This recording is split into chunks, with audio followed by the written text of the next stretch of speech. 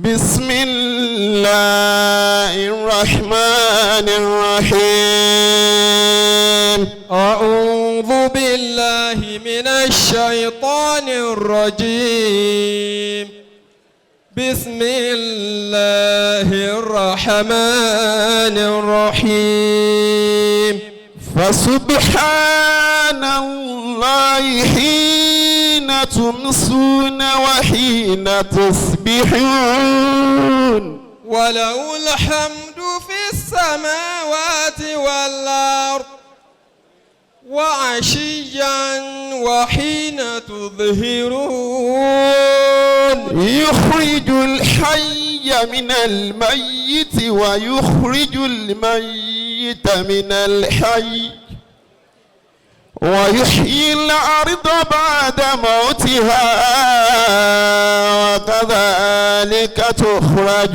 تخرجون ومن آياته أن خلقكم من تراب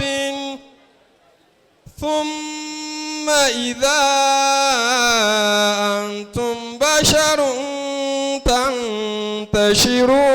تنتشرون ومن آياته أن خلق لكم من أنفسكم أزواجا لتسكنوا إليها وجعل بينكم مودة ورحمة إن في ذلك لآيات لقوم يتفكرون ومن آياته خلق السماوات والأرض واختلاف ألسنتكم وألوانكم إن في ذلك لآيات للعالمين ومن آياته منامكم بالليل والنهار ومن آياته منامكم بالليل والنهار وابتغاؤكم من فضله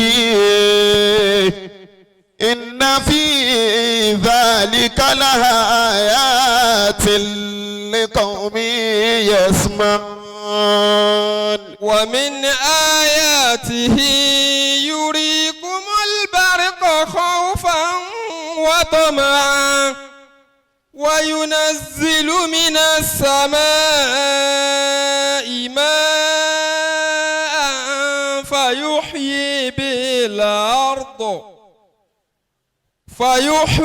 به الأرض بعد موتها إن في ذلك لآيات لقوم يعقلون ومن آياته أن تقوم السماء والأرض بأمره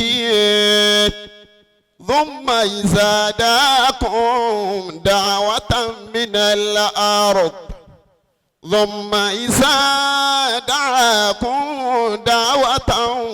الأرض إذا أنتم تخرجون وله من في السماوات والأرض كل له قانتون صدق الله العظيم. الله أكبر كبيرا. lọ síwájú bàbá. Allah. bàbá mọ́mọ́ àgbà.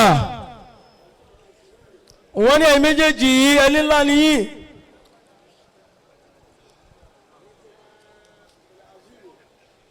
wọ́n ní ẹ̀yin méjèèjì ẹni ńlá nìyí ẹ wá gbé nǹkan ńlá wá.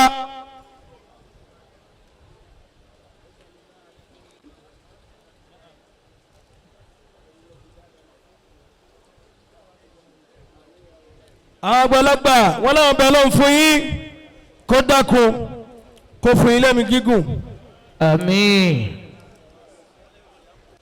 pẹ̀lú àlàáfíà tó nara tán. Àmín. pẹ̀lú fọkànbalẹ̀ láyé àti lọ́la alkiyama آمين pẹ̀lú alibarika alkuranu tẹ́kẹ́ náà آمين wọ́n ní ká ṣe àmì mẹ́ta fún wọn. آمين آمين آمين يا الله.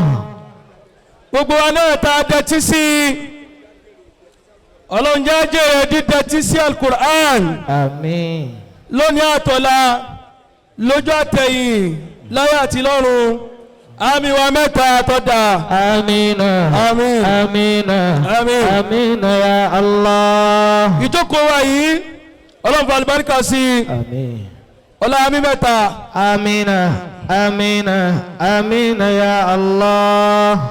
ọlá yìí ń tẹ́ ké ọlá yìí tẹ́ ké ọlá wa tá a gbọ́ ọlá àmì wa mẹ́ta. آمين آمين. آمين آمين. آمين يا الله. bisimilah subhana rabbika délẹ̀. بسم الله الرحمن الرحيم. سبحان ربك رب العزة عما يصفون وسلام على المرسلين الحمد لله رب العالمين. آمين آمين Senate President. آمين يا الله.